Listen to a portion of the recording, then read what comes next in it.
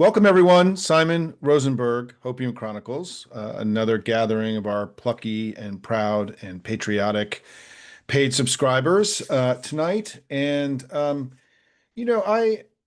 been thinking a lot about what I was going to say to all of you tonight, and I'm gonna sort of work without really a totally coherent thing in my head for a little bit. Let's see how this goes, and we'll discuss it afterwards. But let me begin. I want to make three basic points, I think, tonight. One is that number one, I think we are still in this place where two things can be true at the same time about our current moment.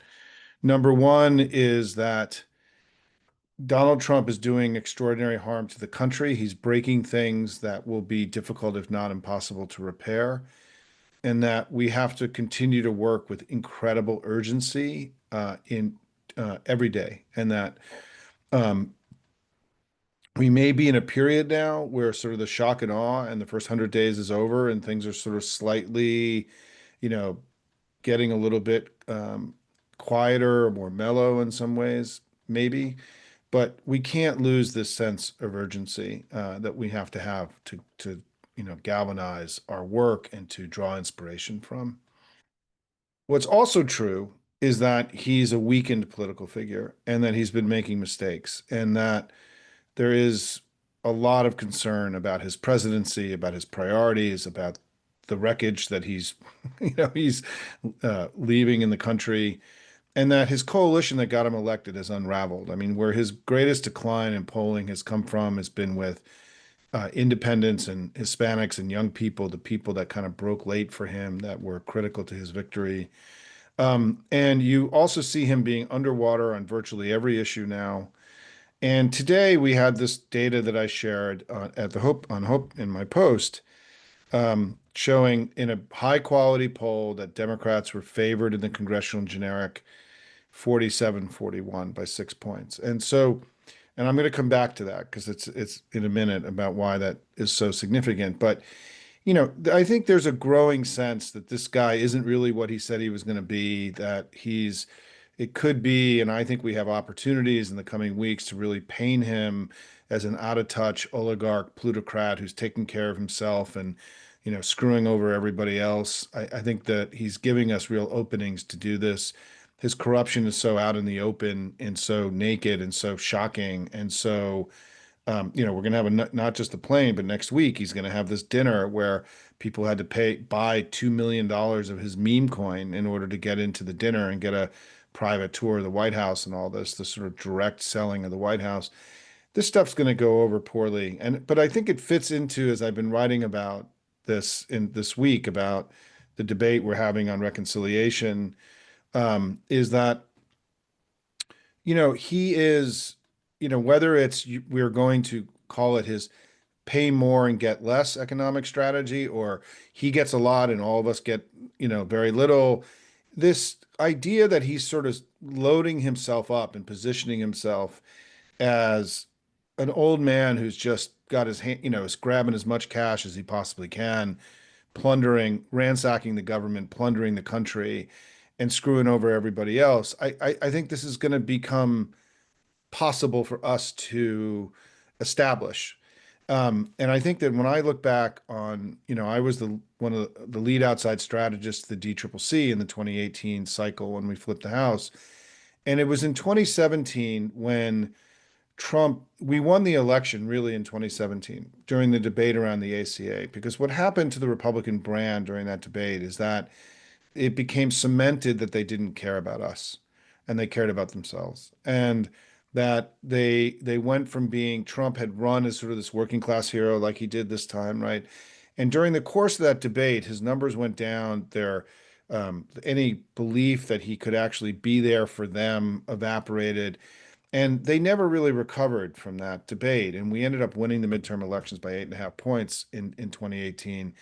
And I think we have an opportunity in this reconciliation bill, which will be going on for months. I mean, the best case scenario for them is really that this passes in sometimes late, if it passes in late July. So this thing is going to be front and center in front of the mind of the public. And it does a few things, right? The reconciliation bill, along with the tariffs. I mean, his economic strategy is, slowing the economy down. It's it's the second largest tax increase since World War II. It's taxation without representation, this massive, according to the study I showed, the taxes on the imports on all goods coming in from all countries all over the world will average about 14%. That's a direct tax on all of you. Wealthy people, it doesn't really affect them very much. It really affects working people, right? There's a 14% sales tax basically on all these goods coming in. It's going to drive up the costs of regular things that are made in the US because more than half of our imports come from out, are things that go into things that are made here. They're parts or pieces of things that go into things that are made here. So costs are going up, the economy is slowing, interest rates are staying higher than they should be otherwise. And on top of all, and we're, weakening America's safe haven status and this notion that we're a steady place where you can invest money because we have this wild, the Post had a story today. Donald Trump has changed his tariffs at some point or another 50 times since he's been president. And as I've written here extensively, he doesn't even have the legal authority to impose these tariffs. And I hope that some of these lawsuits in the coming weeks potentially derail his ability to continue to implement those tariffs. The tariffs are bad.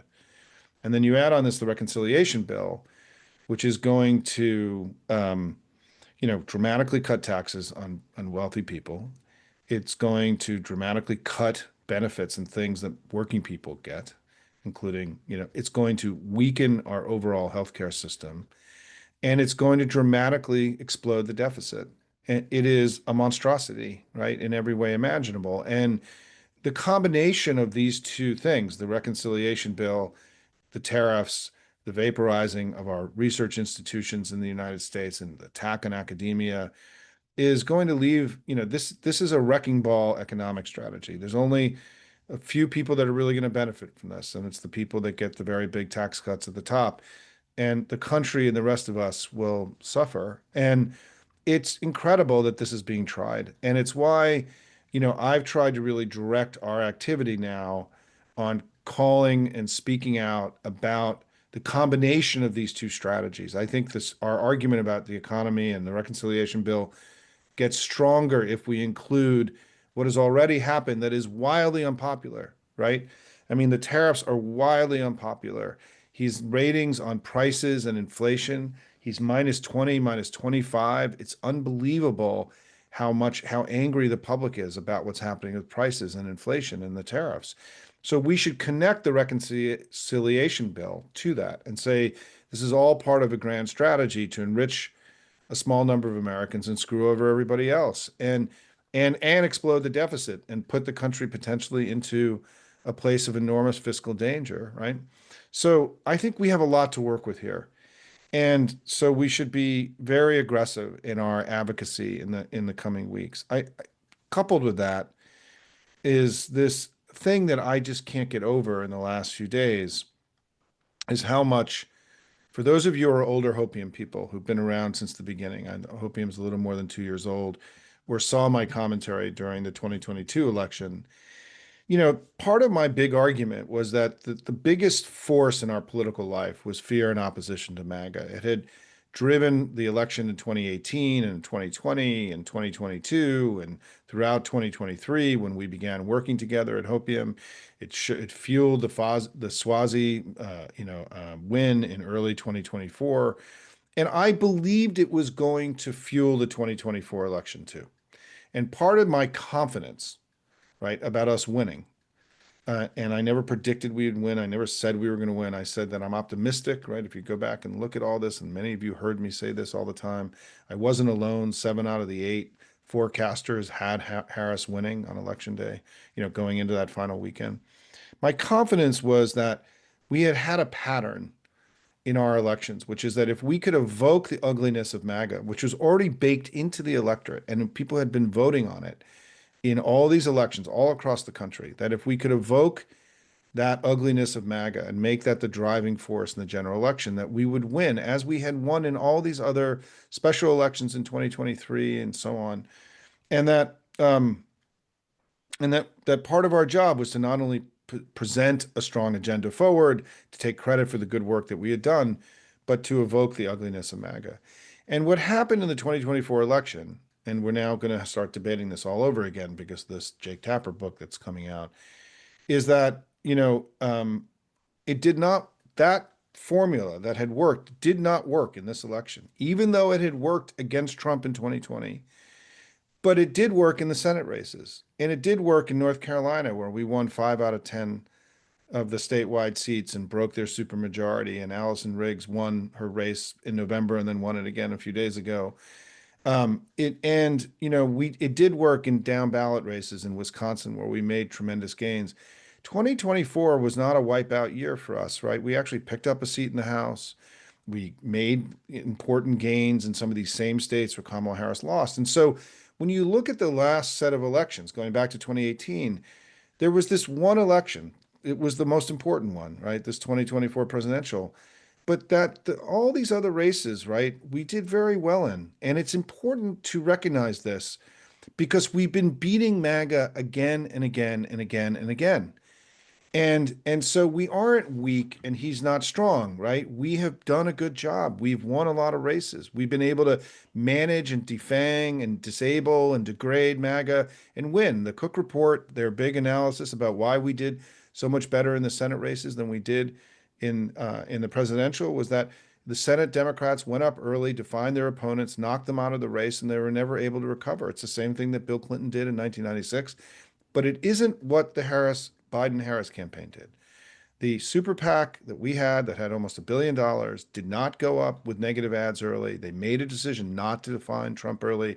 They made a decision not to engage the public in all of his ugliness. And I think this was a central reason that this basic framework of how we had been winning, and by the way, and now we are winning again, right? We just won in Omaha last night, in Lincoln, Nebraska. We won in Wisconsin. We've been winning special elections and overperforming all across the country. I mean, what's been shocking to me is that the way that we're now seeing us perform in these specials feels a lot like what happened in 2023, what happened in 2022 that led to our strong performance in the midterms. It has a very similar feel, right? Which is a rejection of this extremist politics, Democrats overperforming expectations, right? For any of you who are, know my work, this is what I've been saying. And it's been a little bit eerie for me how similar this is. And what it means is that there has been continuity and not discontinuity. There's been sort of one sort of basic dynamic, which is MAGA is too extreme for the public. And we were able to use that to win elections all over the country, but it didn't work in the presidential. And part of what we have to come to understand is why. And I have my own views and my own takeaways, and I've written about this. But the reason this matters so much is a question of whether or not Donald Trump is strong and won and has superpowers, or whether or not we lost and made mistakes.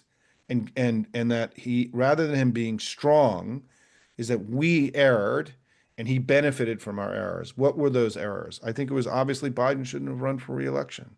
We know that the super PAC didn't run negative ads and define their opponent early. I think we know now that we got badly beat on voter registration, where Republicans made those states, much more Republican than they were before. We did not have a national campaign to do voter registration. For those of you who follow Hopium, the very first thing that I wrote when I founded Hopium in March of 2023, I called for a national voter registration drive led by the Democratic Party.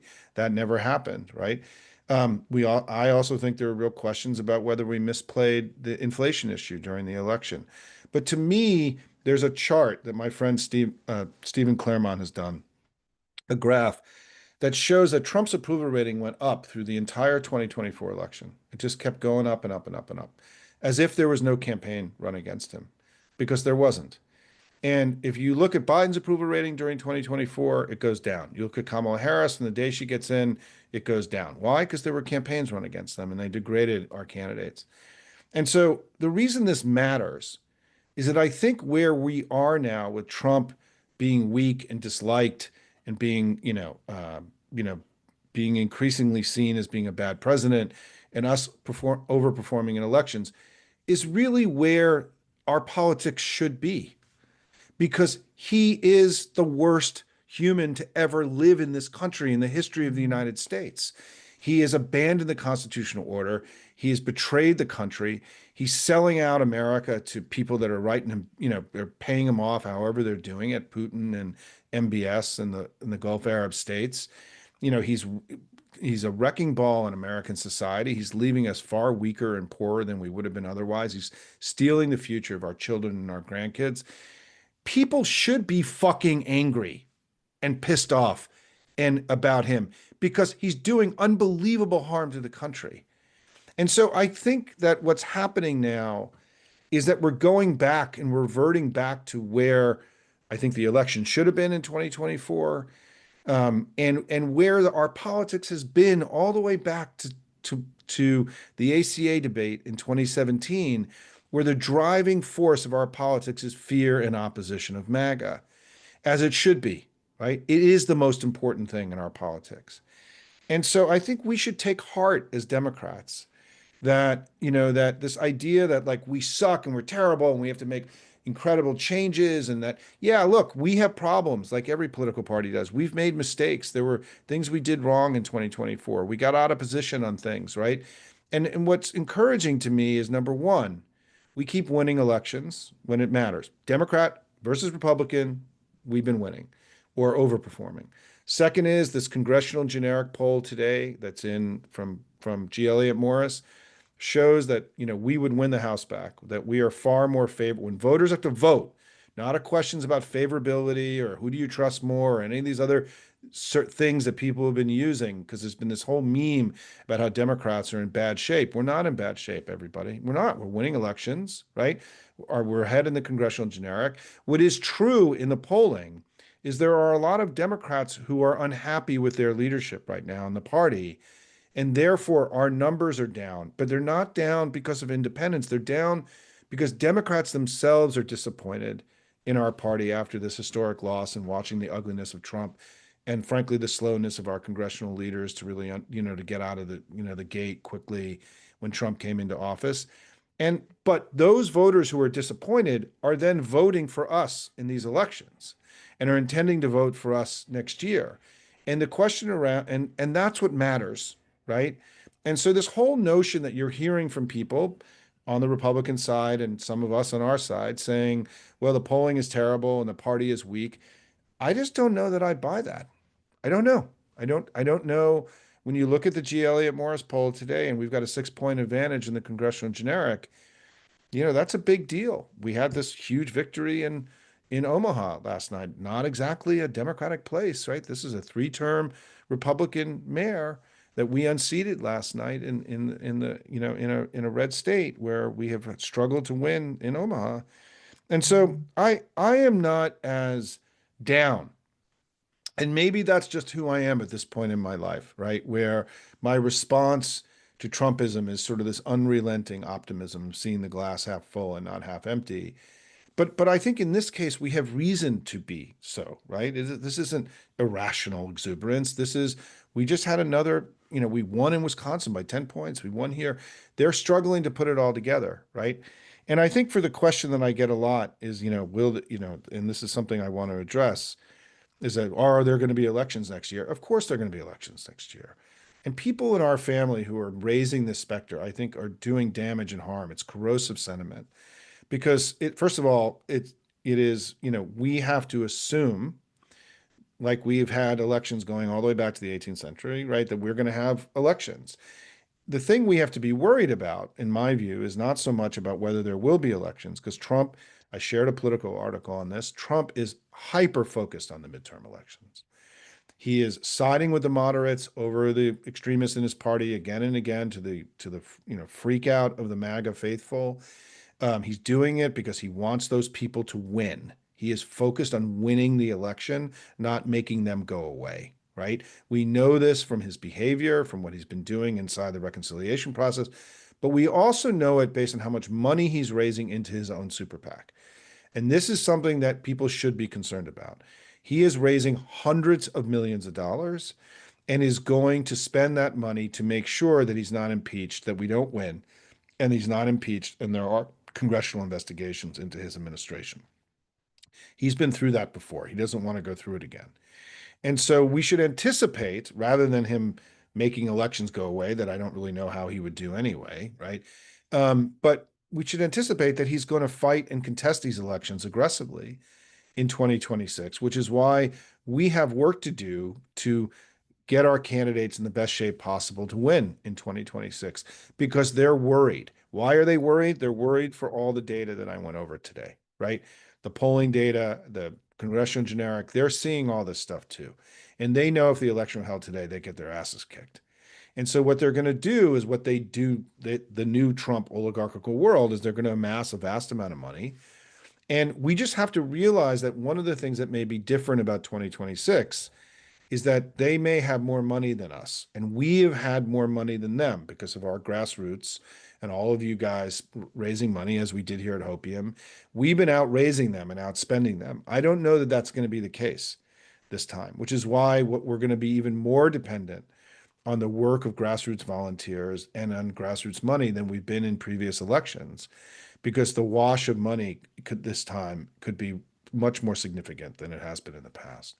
And so, just to conclude, I am, we could have been in a very different place now. Trump could have not implemented his tariffs. He could have been up in the 50s in approval rating, right? But he has fucked up, and he is making unbelievable mistakes. And I think for me, the three things that we really need to bear down on now in the case to open up three different fronts against him, right? Number one is the economic front that I discussed tonight, right? He is obviously positioning himself as the let them eat cake president, right? However we're going to message that and talk about it, the die is cast on that. We're going to have a lot to work with. Number two is that I still think the areas around his corruption, his abandonment of the Constitution, his his lawlessness, his illegal activities of all kinds, his abandonment, I mean, his selling out to Russia and to Gulf Arab interests. This is a part of our dialogue that is inadequately developed in my mind. That's why I came up with the idea of this letter to America. I still think we have a lot of work to do here. I have been doing a lot of events here over the last few weeks about this topic, right? We had a great event today, a great video today of Raul Torres from New Mexico, who's a very impressive guy. I didn't really know him that well. Man, if you haven't watched that interview, you should watch it. It's going to get you fired up, right? And then the third area that I think is going to become really important to Hopium is this war on science and our healthcare system and public health and academia and knowledge. I mean, this is like Scopes trial stuff, right? Kennedy today, Secretary Kennedy, could not back vaccines today in his testimony. He just couldn't do it. He even said, "Don't take medical advice from me." Isn't he the head of HHS? It's fucking insane, the stuff that he said today. I think this stuff is not adequately serviced. And we know from polling that people really care about this. We also have huge advantages on healthcare as Democrats. And so I do think that one of the things that I'm going to try to do is really develop kind of somebody labeled it Hopium Health. I don't know that we're going to call it that, but I really want to grow this part of what we do. And I want to try to start doing in-person events in Washington with other groups, allied groups, to protest outside of HHS to draw more continued attention to this. Robert Kennedy is one of the most venal and evil figures in all of American history. The stuff that he's doing right now in dismantling our public health system in the United States, unraveling the vaccine regime, this is barbaric. We are in a place of anti-science, anti-knowledge, anti-health, anti-modernity, whatever you want to call it. This woman I show the video of this woman that they nominated to be the Surgeon General, not a licensed, doesn't have a current medical license. She dropped out of medical school, right? She's not a practicing doctor. She never has been. And they want her to be the Surgeon General of the United States. Watch videos of her. She talks to trees, right? Like, she's crazy. And this is serious stuff. And we can't allow this kind of lunacy to become institutionalized in our country. It's going to cause millions of people. Donald Trump already showed that in a time pandemic, if you don't handle public health properly, hundreds of thousands of people can die unnecessarily. And they're going to kill millions of kids around the world through the vaporization of USAID. And the fact that they were willing to do things that would allow people to knowingly die because of their work should terrify us about what they're doing here. Because they've already crossed the line where they've made it clear to all of us they don't care if millions of people die. We already are there. Donald Trump did not give a shit that hundreds of thousands of people died unnecessarily during COVID. And so we're in a place, with a regime right now that doesn't care whether we live or die in America. And so we have to make this a bigger issue. I think this is really important. I don't know. We don't have the language and the vocabulary because we've never had to deal with anything like this in modern times, right? Who are questioning vaccine? Questioning vaccines is like questioning whether the sky is blue. You don't get, there's no alternative science to this. There isn't another opinion. There's just idiocy and lunacy. And we've got to figure out how to take back this discourse from them. So those are my thoughts. And I guess my final thought is thank you, everybody, right? You guys are out there working your asses off every day for your country. You're fighting hard. This is a fighting place, right? We go to work every day. We're doers, proud, plucky patriots that we all are. And I can't tell you how important it is for me every day as we all manage our sanity and keep ourselves moving forward and putting one foot in front of the other. What what is my fuel? The thing that makes me go every day is the self-reports that I get in the paid subscriber chat of all of you doing incredible work all over the country. I can't tell you how often when I speak to my friends or senators or congressmen or people, right, where I said, I have this blessing, which is that I get to see and read in my Hopium chat every day people all over the country who are leaving it all on the playing field for their future, their families, their kids, their grandkids. And and I'm blessed that I get to see all of this because people don't know really how hard people are working all over the country for America. And so thank you for what you're doing. Continue to self-report. These self-reports inspire me, they inspire others. How many stories have you read that because of Hopium, right? I did this today, or I took this action, I made this phone call, I organized this event because I see in the chat what others are doing. So therefore I can do it too. It's given me the courage to go out and do this. You guys are creating courage, right? You're creating, what is that line? Courage is contagious. Well, you're every day when you come onto the chat and self-report, you're creating more courage for more people. And so I just want to end by saying thank you, everybody. You're doing an incredible job. I feel, you are the inspiration for my work every day. And so keep fighting because, we have made tremendous progress, but we also realize that we have so much work to do. Let me get to questions. And Lincoln, feel free to send me, the David Hogg question. Let me get to that right away because it was the first few questions. Um, so I know some of you have heard this, but I know David. I promoted David to all of you during the race for the DNC. Um, I met with David in Florida 6 weeks ago when I was down there for a DNC meeting. We had an hour meeting where we talked about all these things that are going on right now. I gave him my advice. He didn't take much of it. That's okay, right? He's a big boy and he can do whatever he wants. And so number one is that he wasn't being pushed out by the DNC. What would happen is that part of Ken Martin's reforms were to make sure that because of what happened in 2016, that DNC officers needed to stay neutral in all Democratic elections. They could not endorse one way or the other. This is something that Ken Martin campaigned on. It's going to be passed, and David is going to have to, make a decision. And my hope is, as I've said here before, that there's some way for him to continue to run his organization, but have other people make the decisions on who they endorse or don't endorse. But, this wasn't something that was designed to attack David, and this was something that has been long discussed and it's necessary. And I think Ken Martin's doing the right thing.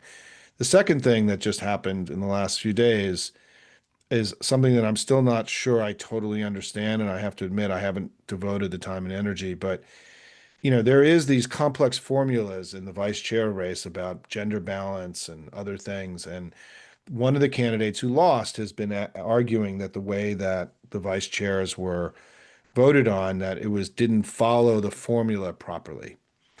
And this has not been decided. This is not a decision that's been made. This is a question about whether or not there were mistakes made in the way that the vice chairs were elected.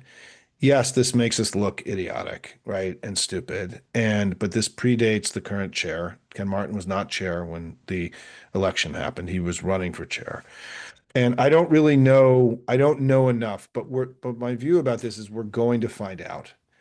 But there is not, I think that, I've spoken to party leaders, and I think everyone wants David, loves David, admires David, respects David. And hopefully we can find, a middle path here.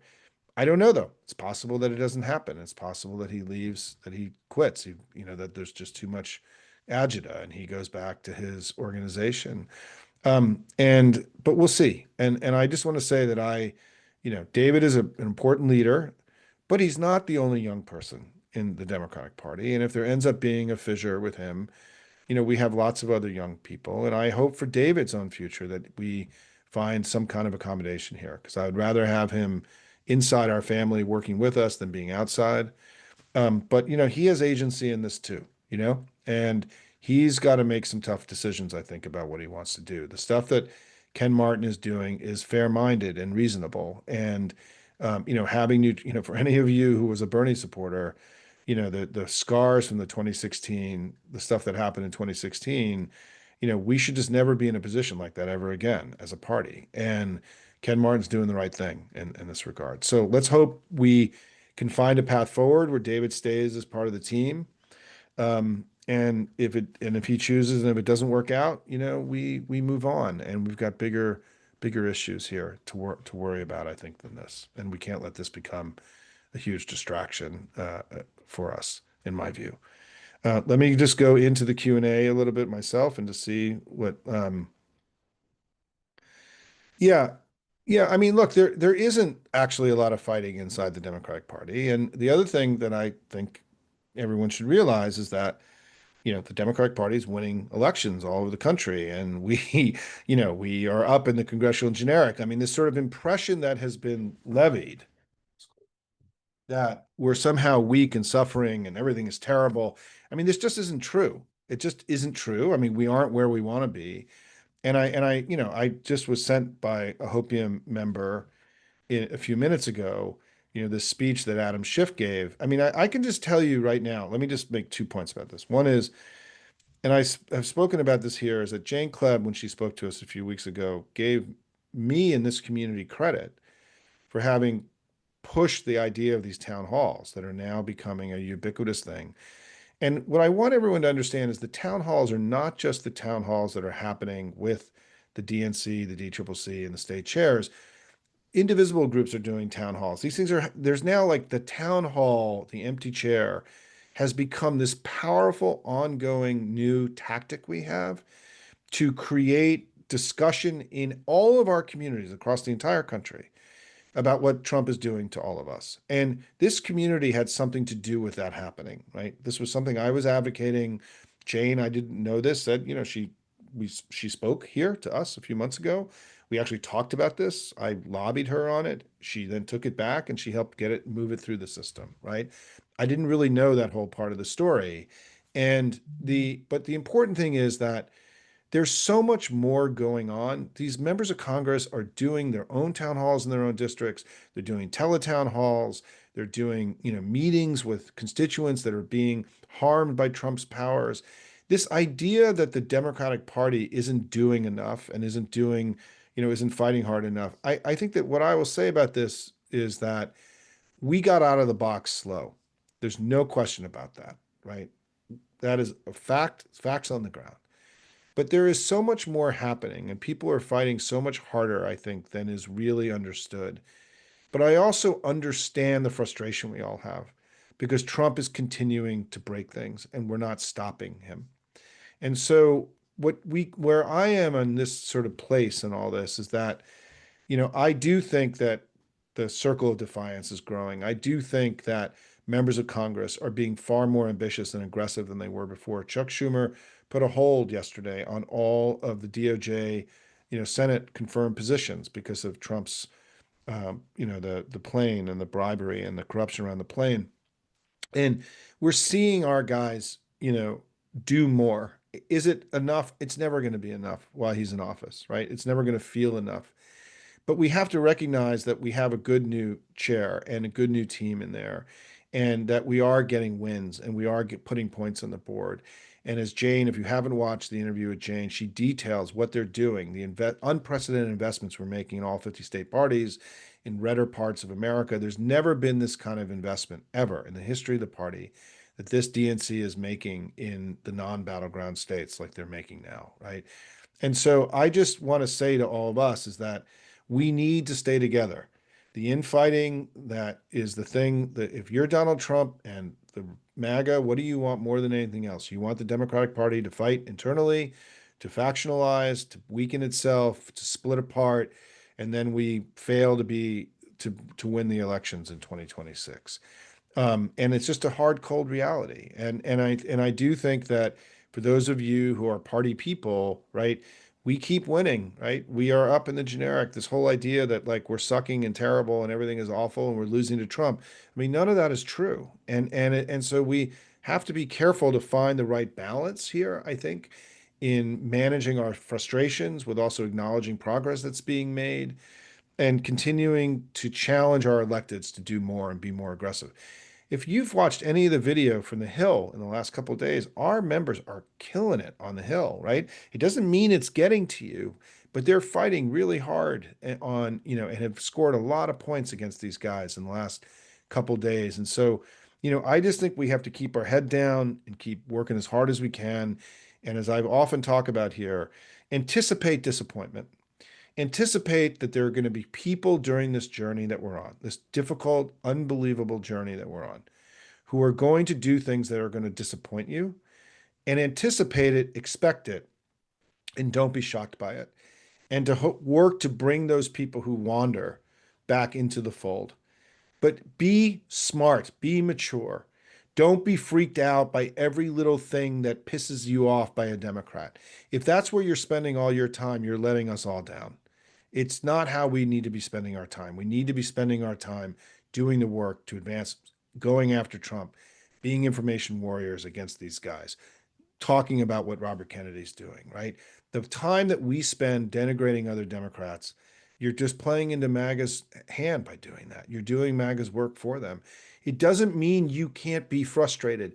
It doesn't mean emotionally you can't be angry and be disappointed. But don't manifest that in your work and where you spend your time. View these as separate things. I am disappointed in close friends of mine every day. I don't spend any time talking about that with you guys, right? Because I don't think it's a good use of my time in this position that I'm in. I have frustrations. Of course I do. Have I been unbelievably disappointed about how slow we've come out of the box? Of course I am. But I'm not dwelling on that. I'm dwelling on how do we make things better? How do we keep moving the ball down the playing field? How do we keep fighting more effectively, right? How do we at Hopium become more effective and have a greater impact?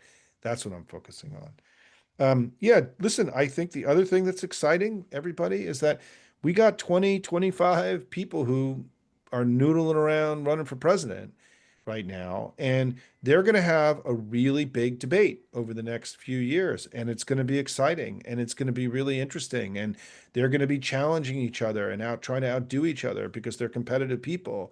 Pete Buttigieg just had this great town hall. JB Pritzker's been kicking ass, right? We've had we're going to see all of this panoply. Bashir is, talking about running. Gina Raimondo, right? I mean, the whole point is that what is great about what's going to happen is that we're going to have a big spirited debate about where we need to go now, and that we don't need to force that debate to happen. That debate is happening. And the great thing about it is that we have incredibly capable and politicians, elected leaders in our party, who are going to be having that debate with us and with each other. And part of what you all should be thinking about for the groups that you're part of is how do you bring that debate about the future of the party into your work? How do you showcase future leaders or, share JB Pritzker's speeches? How do you help create a debate as opposed to division and arguing and fighting? How do we surface and celebrate this debate that we're going to have together? I need to be doing more of that. I've been kind of leaving the presidentials alone and really focus more on this congressional stuff. But you're going to start to see more of them come into Hopium World. I know many of them, right? And we'll start shifting our focus a little bit towards that. But I will tell you that I think that big debates like we're about to have are necessary, critical. They're regenerative, right? I think one of the reasons that we perhaps haven't been as strong as we could have been is that we have not had many presidential primaries recently, right?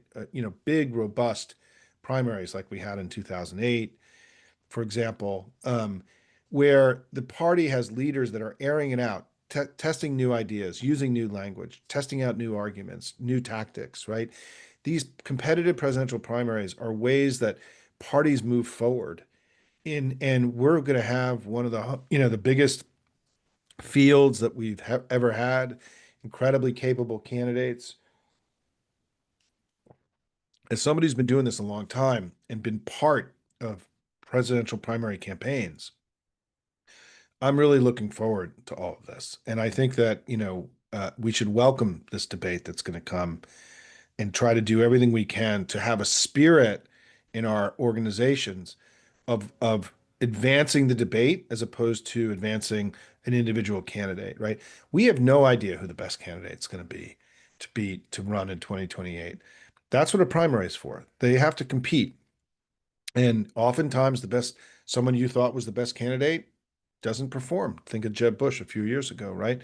Their performance let them down. The campaigns make mistakes, right?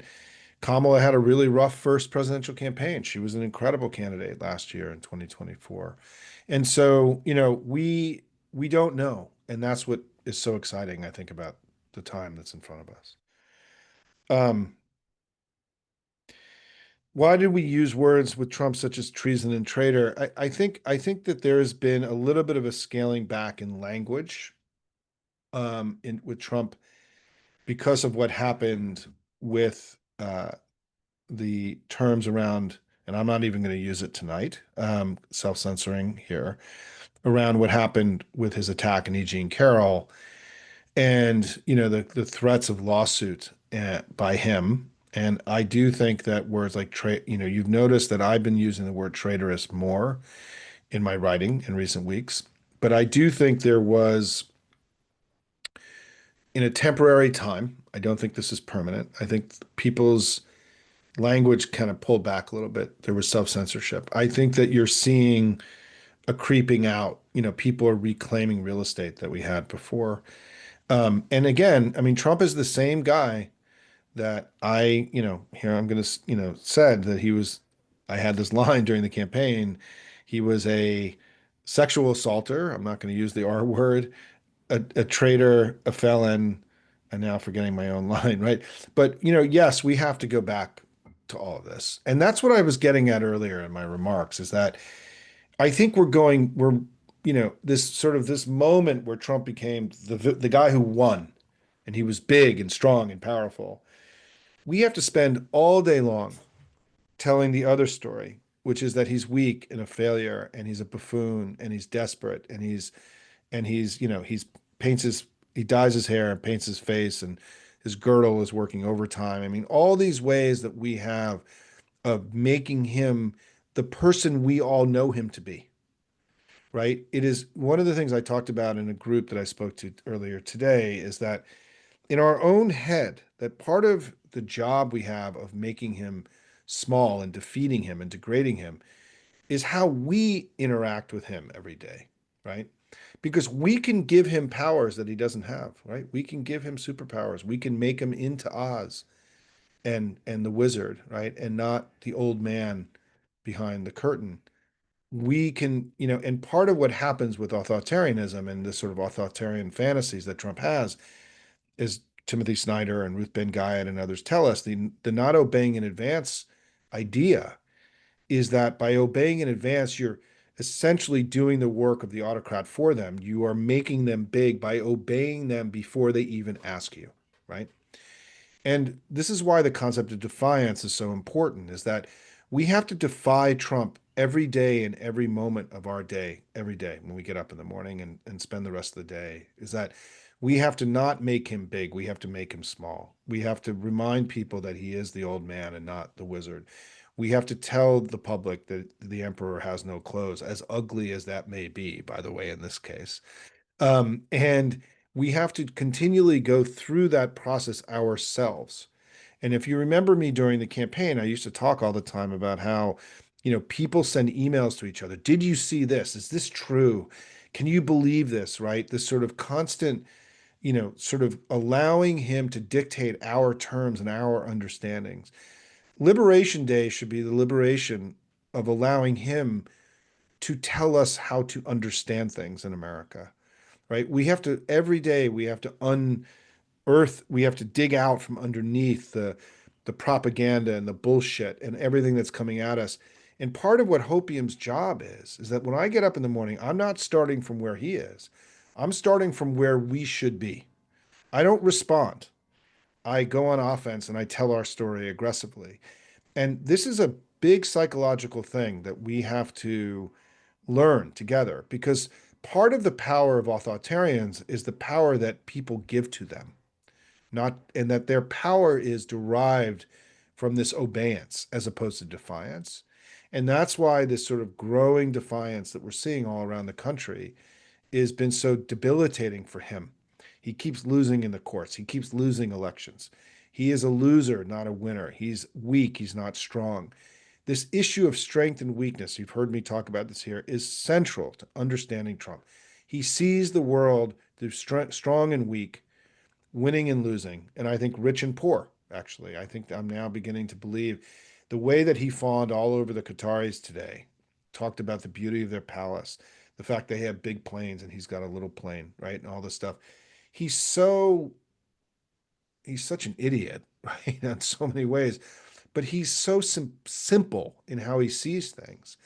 And he really does see the world through strength and weakness, winning and losing. And rich becomes strong and poor becomes weak. And we have to make him weak and failing, not strong and powerful. But that process is something that we all participate in every day. And so you have a role to play in this, which is you can't make him into strong man. You need to make him into big blubbery baby man, as I like to call him, right? And that's how you have to communicate about him to your communities and your networks and your friends.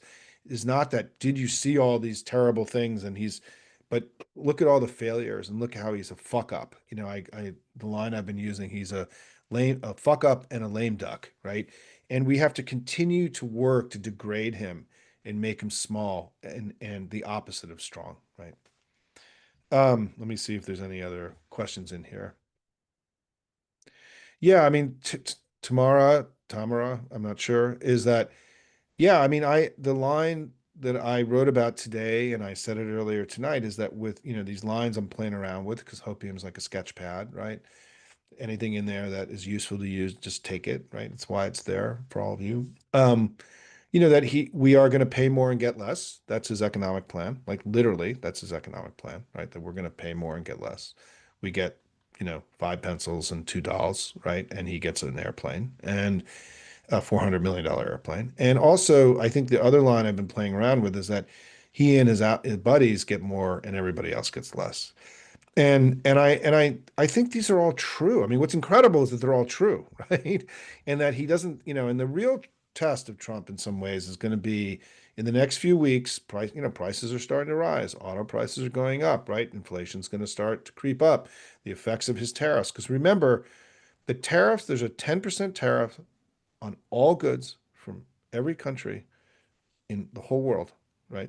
He didn't get rid of any of those. I mean, he cut a little bit in Great Britain, with the UK, but there's still a 10% across the board tariff. And when you add the 30%, Chinese tariff and the 25% steel and aluminum tariff and these tariffs here and this tariff there and movies, according to the article I shared yesterday, the effective tariff rate is 14%. So he's raised the price of all imports into the United States by about 14%. Right? It's enormous. It's an enormous increase in costs for all of us. And so yes, he actually wants you. He literally said, you don't get $30, you get $2, and you don't get 20 pencils, you get 5 pencils. And I, Donald Trump, get to make billions off of my meme coins. I get a $400 million plane. I get more and you get less. And I will tell you folks, if we can't win an election on this, shame on us. I mean, I think we have more to work with to degrade and defeat Trump in 2026 than we've ever had. And so, I remain optimistic. And I guess as we're getting to the end, part of what makes me so optimistic about the moment is that I think our country has proven itself to be far more combative and resilient. I think that Trump expected there to be more compliance with him. I don't think he expected the Supreme Court and the courts and the states to fight him as hard as they are. I think that they believed, like Putin, that they were going to come in and take Kyiv in 2 days. I don't think that's happened. And that the resistance to him, the opposition to him, the defiance has been much greater. And he's in a much weaker position than I think he ever thought he would be. I mean, and part of this is that he is delusional. I think he is old and crazy. And I think that he really believed that he was going to be like the Saudi, like MBS and like Putin, and that he was going to be the king of America. And it's not worked out that way. And I think that we should be sanguine and pleased that, the republic hasn't fallen and that, most of the country still operating as if laws and rule of law exist and the constitutional order still exists. He may not be acting that way, and his enablers in Congress may not be acting that way, but the states are acting that way, the courts are acting that way, the American people are acting that way. And the single most unpopular thing, the single place in all polling where he's most out of alignment with the country was on the question of should he follow court orders. Only 19% of voters said that he could not follow court orders. 78% of the country said he must follow all court orders. It is the single place. There's no other 19% in any of the other polling. So on this question of his establishing himself as a lawless king who can do whatever he wants and is unaccountable, is the place where the country is in most profound disagreement with him. And, folks, that's pretty good, right? Like in terms of whether we're going to weather this and get to the other side.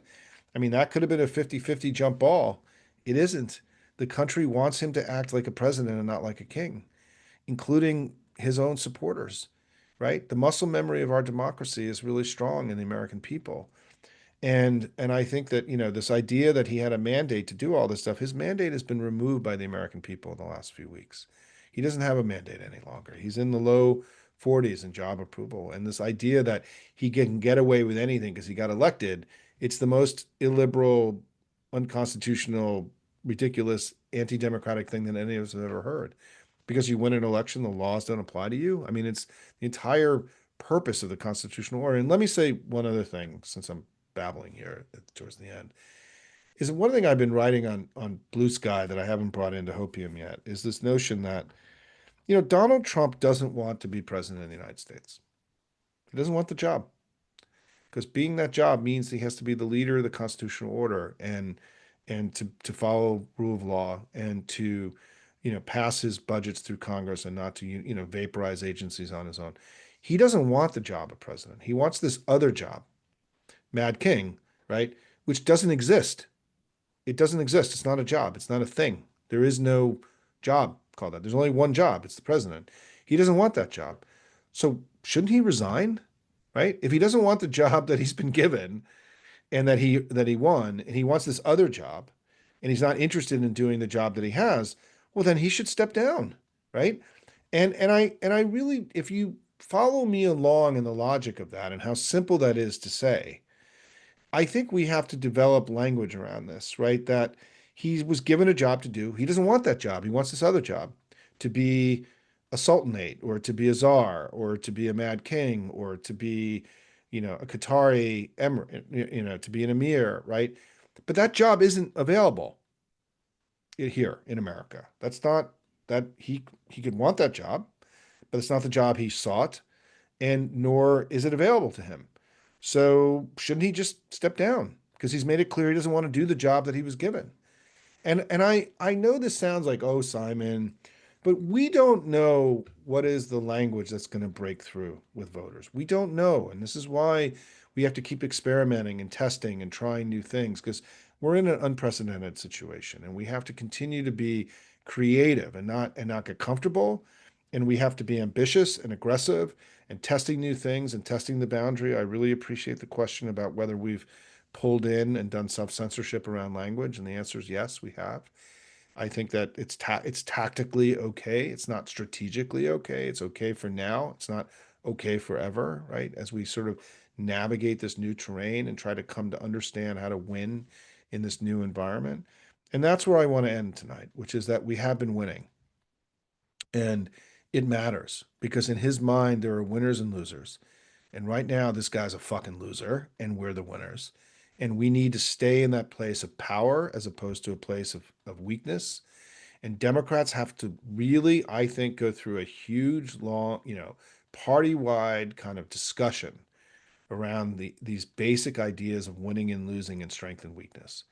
And when I talk about one of the reasons why I think that we didn't win in 2024 is that when Kamala Harris, after crushing Trump in the first debate and leading in all the polls, came out and said that I'm the underdog, she gave away her power.